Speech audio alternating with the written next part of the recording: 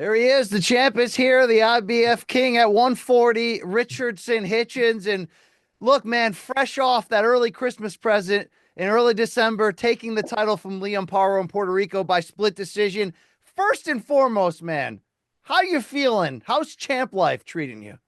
I feel good. I'm blessed. I'm saying, to be 27 world champion, staying in my beautiful home, having my beautiful life, my beautiful girlfriend, my beautiful record. I'm saying? A lot of things is good right now. My health is good.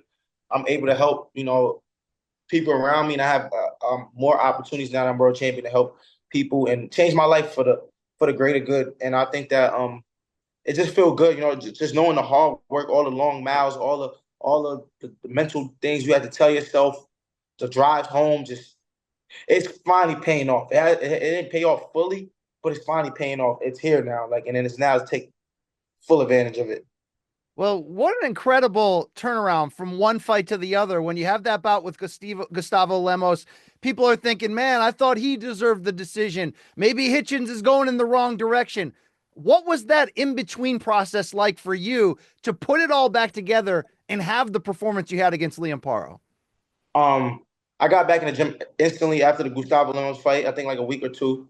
Um, Watching the tape, watching the fight with me and Gustavo Lemos over and over and over, night after night, day in in, day out, and it's just like the world trying to speak bad about me, like, oh, this guy's not, he's trash, he's not shit, he's food. Liam Paro's gonna knock him out. Liam Paro's weight levels above Gustavo Lemos, and I'm looking at Lemos, and I'm just like, I made mistakes that fight. Okay, cool. I learned from the mistakes. I know I'm a guy that can make adjustments.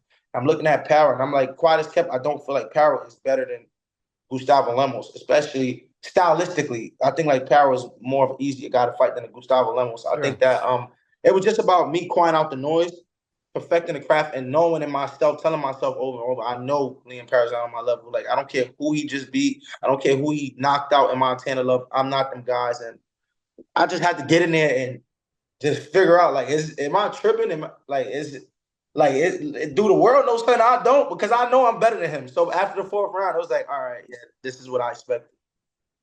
Indeed. I mean, you made a great adjustment between fights, but how about that adjustment in the fight after about the fourth round when Paro got off to that good start? You kind of heard it from coach in the corner, but the adjustments you made, not just technically, but it seemed like your confidence seemed to zoom forward. What happened there? What did you change in the ring to be able to gain back the control of that bout? I told my coach before. I told my coach before I told my coach before the round started. I said, he was like, pick it up, pick it up, pick it up. I said, I got him. What was going on? I was gauging the distance. He was bouncing, and he'll bounce, he'll get in, and he'll give up ground and back up. So I was like, I think I got it. I think he's coming to me, but then he'll go back, and then it was like his feet with the bounce and his rhythm. That's really what I was trying to figure out. The moment I got the timing and the distance now, it was like I told my coach I got him. Like, it wasn't like, oh, okay, I'm gonna pick it up. It was like I figured it out. I know I can touch him now. And the minute once I knew I could touch him, and once I understood what he was doing, it was like, okay, like, this is how the fight gonna go. Because at first, I'm trying to see what if he's trying to bring a fast pace, if he's trying to just come in crazy. I'm trying to feel his left hand. I'm trying to see if Sure. he has anything more than just a left hand. I'm just analyzing everything. Once I realized that I could touch him, I just got to start throwing the right hand, and I got my distance down packed. That's it. It was all she wrote. It really was. It's still a very close fight, but what was your mindset waiting for those scores to be read, knowing this is, the life-changing moment that you dreamed of from the first time you put on those gloves? Were you confident that it was going to go your way? No, I heard 117, 111. Once I heard the 117, 111, Liam Paro, Richardson. Oh, they said my name, 116, 112, Richardson Hitchins. I'm like, why are they saying the name? It should be, we got this a unanimous decision, Yeah. all three judges. So I remember looking at Eddie like, yo, they gonna try to rob me. He's like, there's no way. That was a masterclass. My manager kept saying that was just a masterclass. You won the fight. You win. Don't worry about it. And my coach kept telling me they will try to take it from you in the fight. Like, you need to keep separating yourself. And when he's saying the hit scorecards, he's like, this is why I told you to pick it up. They would try to steal it from you.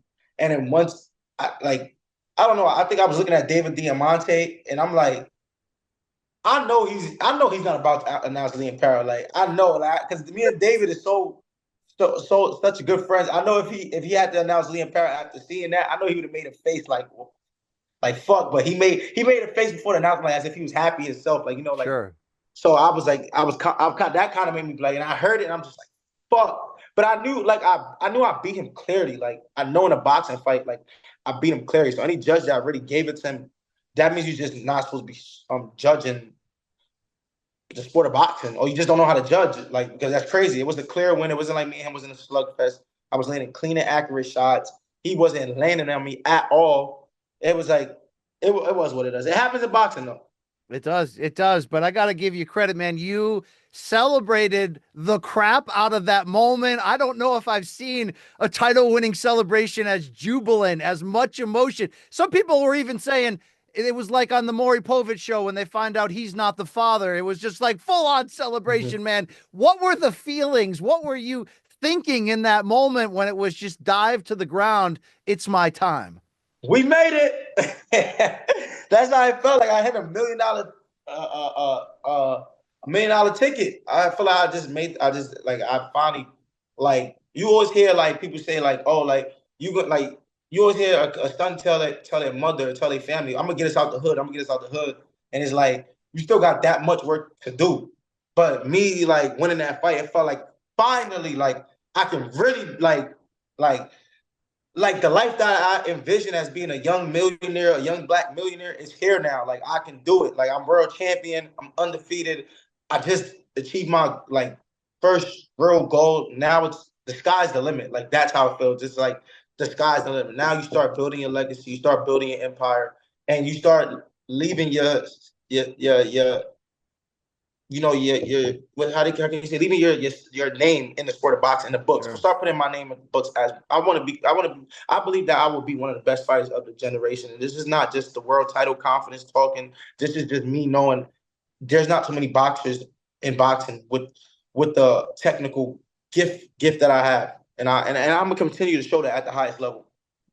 It's fantastic. And you couldn't be in a better division where there's more young stars ready that want the smoke.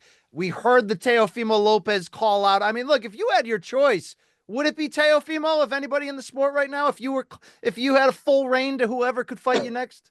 If right now I had a full reign, whoever to fight me next, I don't think I wouldn't fight Teofimo next, because I don't think that would be a super lucrative fight next. I think that once I get one title defense to build it up more, a big homecoming, I think that the people will start saying like, oh, he is like, okay, we have to see him fight. We don't want to see no other defenses. We want to see him fight Teofimo. Then I think that would be a big fight. Hopefully somebody like Turkey could get involved to make it a bigger fight.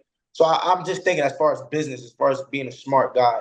Yeah, me and Teofimo could fight next, but who's to say that the money is going to be, right? So I think that right now, me and a guy like George Kambosos would be a big fight. A guy that fought a lot of guys, a guy that have a name, a guy that's still young. He's undisputed champion. He came to New York before and spoiled the party. I mean, why not? Why can't he do it again? I mean, that's how I would be thinking. So I think that would be a big fight. That would be a fight that I'm willing to take on. Get myself in extreme shape to go out there and compete with a guy like that, to show that I do belong with the Devin Haney's and the Lomachenkos. So many great names. Kambosos will be a fantastic fight. You also, of course, have Keyshawn Davis, who took on Gustavo Lemos after you, was able to get him out of there in a spectacular, home soil showing with his brothers on the card. But he didn't stop from mentioning your name and your performance against Lemos before that. He believed Gustavo won. Is that somebody that you are watching as well in terms of the idea of one day crossing paths with him? Keyshawn Davis? Yes. Keyshawn Davis never said out his mouth he thought Lemos won. I thought he would. He said he thought I won the fight in a very close fight. Okay. I think his fight with Lemos, he was able to. I don't think Lemos won wasn't as focused for Keyshawn as he was for me. Lemos fought at 140 with me. He came in 2 pounds under at the 137, 138 weight limit. He fights at 135 and he comes at 2 pounds over 140. When he came out, I think he came in like 141.8. So that already shows you that his camp wasn't right. He didn't do things right. Where it went wrong some way, somehow. We didn't see no promotion from Lemos. We heard him saying about his dad was in the hospital week of the fight. We know that when he came in over, they put him on a weight. He looked already like he was trying to make weight, and they put him on a weight clause, and he was only able to gain 2 pounds. We never heard that of a professional fighters don't gain 2 pounds. The only fighter we ever heard doing that was Floyd Mayweather, coming in over under the weigh-in. Like Lemos looked like a guy that was sucked up. So I think that a lot of that played a big part in Keyshawn's performance, and also the fact that when I fought Lemos, this guy in Argentina that was looking like a monster over there, killing Lee Selby, knocking out dudes, 14 knockout win streak. So I never fought him. I never seen this guy fight a world type of level fighter. I had to make the adjustments in there. I had to figure that out. Then opposed to a guy like Keyshawn Davis that watched Lemos fight a guy with the same style, with the same style that he has in me. He's watching Lemos fight a guy that's similar to him. He has tape to watch it over and over and over to capitalize off that. If I had a guy that I could capitalize off that, I would have knew, okay, this is how it will be. But when you watch Lemos, he's destroying guys. I'm over here struggling with the IBF rule. My hand is messed up. And then I got to go in there. This guy's 29-0. I know he's in shape. I know he's ready. And it's like, I got to go out here and figure this riddle out. You know, like Floyd said, it was already a blueprint on how to beat him. There was no blueprint on how to beat Lemos when I fought him. So, like I said, it's always easier to beat a guy that already have a blueprint on how to beat. Just like Liam Paro, there's a blueprint now on how to beat Liam Paro. So a lot of guys, Liam Paro, odds won't be the same with Vegas' next fight, you know, because he's not undefeated. There's a blueprint to beat him. So it is what it is. Richard said this is a breakout performance against Paro. The sky's the limit for you at 27. Could not be more happy for you. Can't wait to see what you've got going in 2025. Thanks for the chat and best of luck to you, man. Thank you so much. I appreciate you.